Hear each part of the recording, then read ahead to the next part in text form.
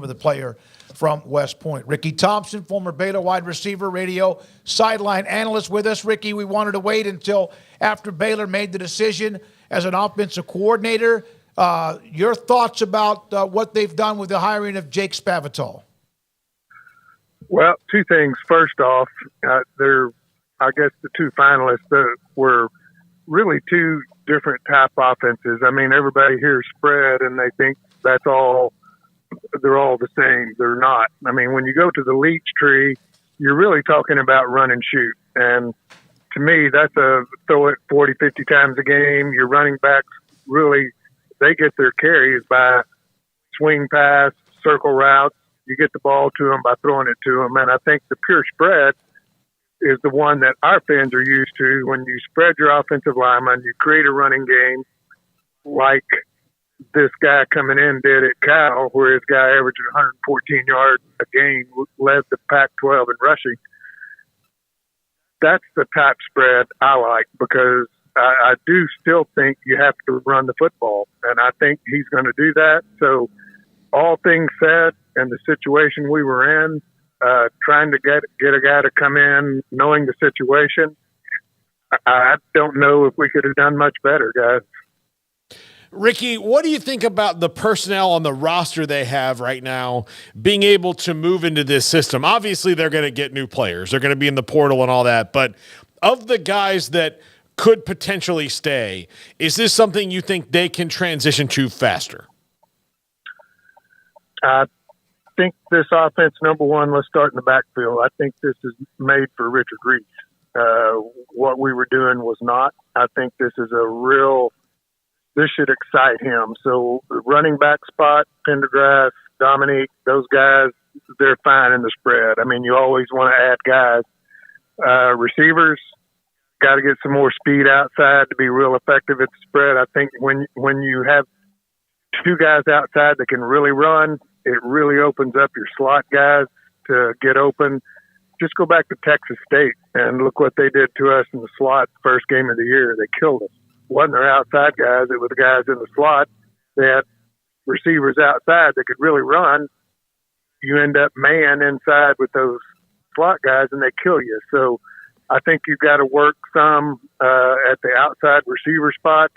I think linemen, the way our guys are built, we had really more tall, slender type linemen, not a lot of beef on them. I think this offense is better for those guys. They don't have to blow guys off the ball. You just get position and you turn.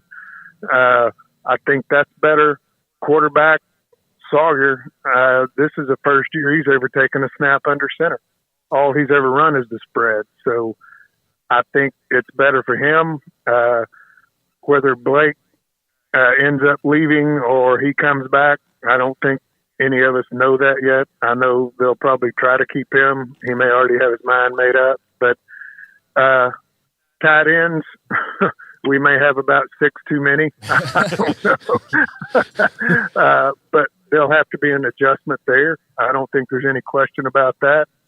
We'll see how that goes or how that's affected. But there's going to have to be some adjustments. There's no question. You don't go to a completely different style offense without changes. So I think clearly we'll have some personnel changes.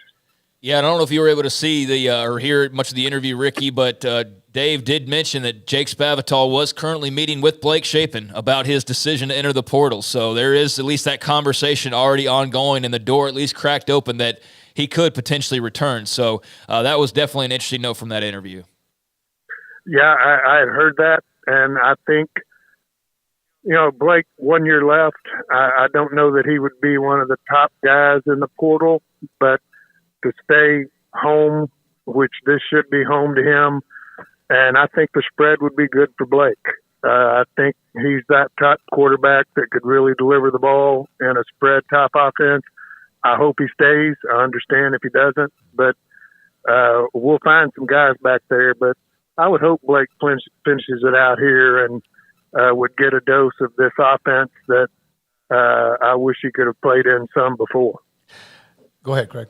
What are your thoughts, Ricky, on Aranda taking over on defense for all intents and purposes? He's going to call plays, as he mentioned in here. Powledge is still going to have a role, but he's going to be the guy. Basically, it'll start and stop with him on the defensive side. I know there's plenty that thought he should probably have more on his plate as far as that goes, but now he's going to have a full plate with the defense. What are your thoughts on that move there? Wish he'd have done it 2 years ago. Yeah, I think it's exactly what he needs to do.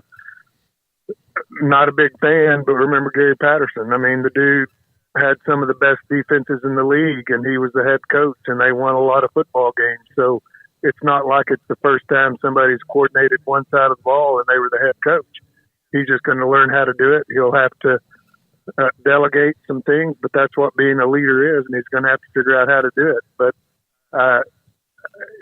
supposedly one of the best coordinators in the country, why wouldn't we want him calling our defense? I think it's the exact right move, and I wish it would have been done a couple of years ago.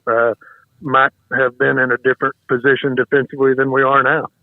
Yeah, Ricky, I was kind of always surprised that wasn't the case from the beginning. And look, Ron Roberts, when he came in, that worked out. But to me, that was, because sometimes when the coaches give it up, it should be somebody like Jimbo who's not adapting his system, or it's just they're older. Well, Dave's not old, so it would still seem to me be in his wheelhouse.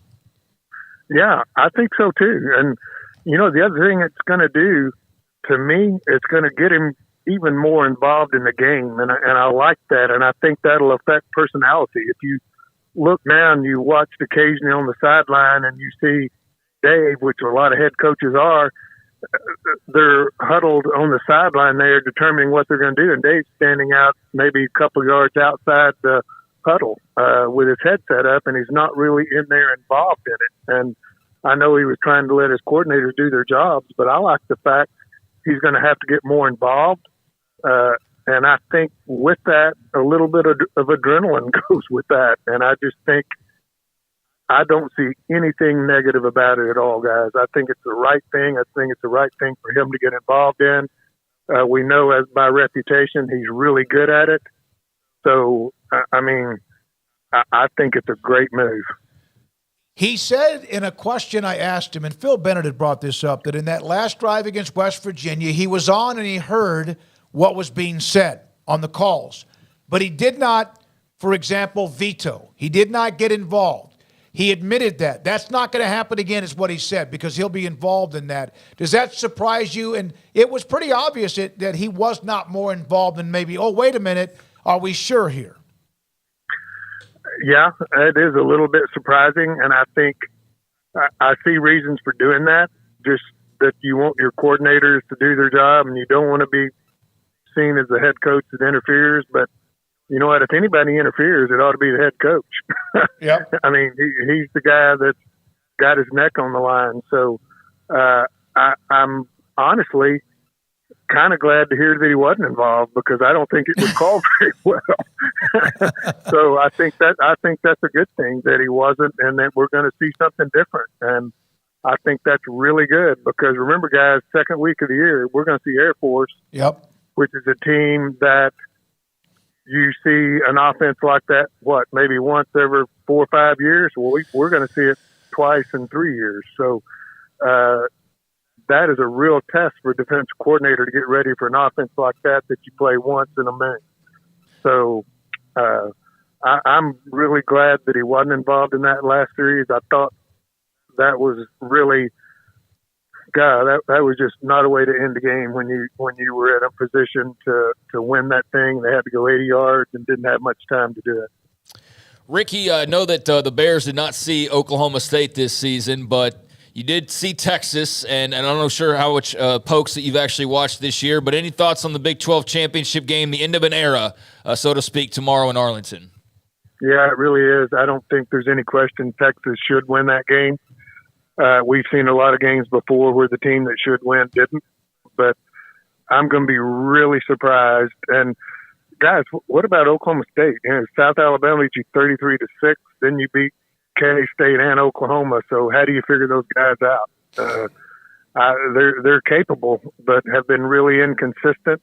I would really like to see them play well tomorrow. I don't know what'll happen there, but if I had to pick one way or the other, I'd say that's a game Texas should win. Ricky, thank you, as always, for all of what you did throughout the year. We'll kind of pick your brain as well, so don't you go too far. No more board, right, guys. not too many board meetings, but I know you need to do that running the bank you do at Elias Bank. I'm sure you're telling him not to have board meetings is brick in his heart. Man, I'd hate to miss. All right, Ricky, thank you. Appreciate Thanks, you so much. Ricky Thompson from Baylor Radio Sideline Reporter, and he's got a sense of humor, and he's not afraid. That truth serum. We'll have J.J. Joe on next week at some point to talk about Spavital once he's introduced on Monday. Yeah.